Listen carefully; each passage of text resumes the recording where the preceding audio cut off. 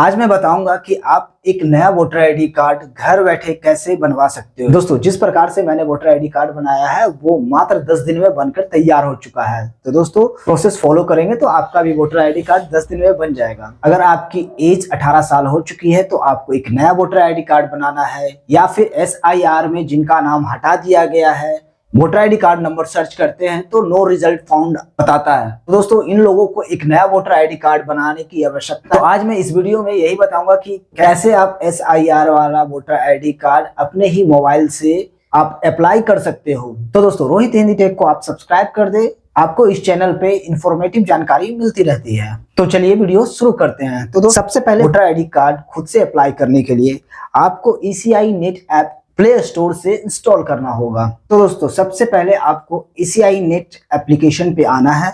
सबसे ऊपर वहां वोटर रजिस्ट्रेशन फॉर्म आएगा, आपको उस पर क्लिक करना है। जैसे ही आप क्लिक करोगे तो यहाँ पर न्यू वोटर रजिस्ट्रेशन आएगा, तो आपको न्यू वोटर रजिस्ट्रेशन पे आपको क्लिक करना है। तो दोस्तों, यहाँ पे आपको लॉगिन करने बोल रहा है। अगर आपका नंबर यहाँ पे रजिस्टर्ड है तो आप यहाँ से नंबर डाल के और OTP डाल के लॉगिन हो जाओगे। अगर आपका नंबर इस ऐप में रजिस्टर्ड नहीं है तो आपको न्यू यूजर में जाकर आपको रजिस्टर करना होगा। न्यू यूजर में जैसे ही जाएंगे आपको अपना मोबाइल नंबर और OTP डाल के आप यहाँ पे रजिस्टर्ड हो जाएंगे। तो जैसे ही आप यहाँ पर रजिस्टर हो जाएंगे तो आप अपना मोबाइल नंबर यहाँ पे इंटर करेंगे, OTP आएगा। OTP डालने के बाद आप लॉगिन करेंगे। लॉगिन करने के बाद आपको फिर से वोटर रजिस्ट्रेशन फॉर्म में जाना है।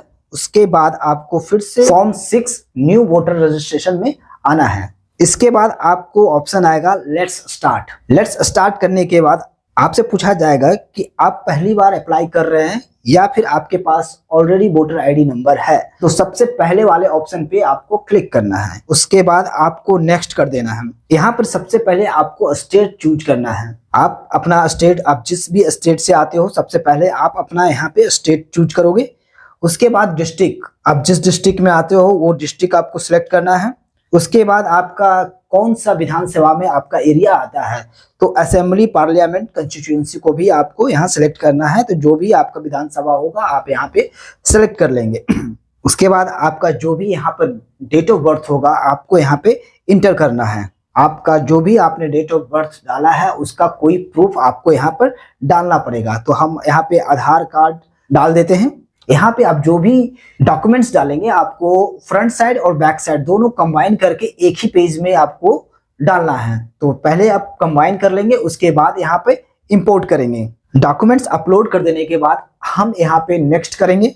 जैसे ही नेक्स्ट करेंगे हमें अपलोड प्रोफाइल पिक्चर कहेगा, तो हम अपना एक प्रोफाइल पिक्चर यहाँ पे अपलोड कर देंगे। अगर आपके गैलरी में है तो आप वहां से इंपोर्ट कर लेंगे, नहीं तो फिर आप डायरेक्ट कैमरा से अपनी फोटो ले सकते हैं। फोटो अपलोड करने के बाद नीचे आप जेंडर सेलेक्ट करेंगे। जो भी आपका जेंडर होगा यहाँ पे आप नीचे सेलेक्ट कर सकते हैं। उसके बाद नाम, यहाँ पर नाम आप करेक्ट अपने आधार कार्ड के हिसाब से, यानी जो भी आप डॉक्यूमेंट्स दिए हैं उसके हिसाब से आपको यहाँ पर अपना नाम लिखना है। अगर आपका नाम 3 वर्ड में आता है, जो भी नाम 3 वर्ड में आता है तो 2 वर्ड ऊपर लिखेंगे नेम में और बाकी का 1 वर्ड लास्ट नेम में लिख देंगे। नेम लिख देने के बाद नेक्स्ट हिंदी वाले रीजनल वाले में आएंगे तो ऑटोमेटिक हिंदी हो जाएगा। इसके बाद आप अपना आधार नंबर डिटेल यहाँ पे डाल देंगे। आधार नंबर डाल देने के बाद यहाँ पे आपको मोबाइल नंबर डालना है। मोबाइल नंबर आप खुद का डाल रहे हैं या रिलेटिव का डाल रहे हैं। अगर खुद का डाल रहे हैं तो सेल्फ पे क्लिक करेंगे और अपना मोबाइल नंबर यहाँ पे इंटर करेंगे। यहाँ पर मोबाइल नंबर डाल देने के बाद आपको वेरीफाई करना है। इस नंबर पे आपको एक OTP जाएगी, वो OTP आपको इंटर करना है और आपका नंबर वेरीफाई हो जाएगा। उसके बाद आपको ईमेल आईडी एप्लीकेंट आपको डालनी होगी। ईमेल आईडी ऑफ रिलेटिव अगर आप नहीं भी डालेंगे तो चल जाएगा, दोनों में से एक डालना है, या रिलेटिव का ईमेल आईडी या खुद का ईमेल आईडी। उसके बाद पूछ रहा है कि आप डिसएबिलिटी, अगर आपका पास कोई डिसएबिलिटी है, आपका दिव्यांग है, आपके चलने फिरने में पैर टूटा हुआ है, डेफ एंड डम है, देखने में असमर्थ है, या फिर कोई भी डिसएबिलिटी है आपके पास, तो आपको टिक करना है। अगर सब चीज सही है तो आपको किसी में भी यहाँ टिक नहीं करना है, सबको खाली छोड़ देना है। उसके बाद हम यहाँ पे नेक्स्ट कर देंगे। जैसे ही हम नेक्स्ट करेंगे हमसे रिलेशन टाइप पूछा जाएगा, तो हम अपने वोटर आईडी कार्ड में किन का नाम रखना चाहते हैं। जैसे माता माता का, पिता का या वाइफ का या फिर कोई लीगल गार्जियन का भी आप सिलेक्ट कर सकते हैं। अगर आपके माता पिता नहीं है तो लीगल गार्जियन भी आप सिलेक्ट कर सकते हैं। उसके बाद नेम ऑफ रिलेटिव में आप अपने पिता का नाम डालेंगे। उसके बाद नीचे रीजनल में आके क्लिक कर देना है, वो ऑटोमेटिक हिंदी हो जाएगी। जैसे ही नेक्स्ट करोगे आप जहां इस वक्त अभी रह रहे हो उसका एक फुल एड्रेस देना होता है।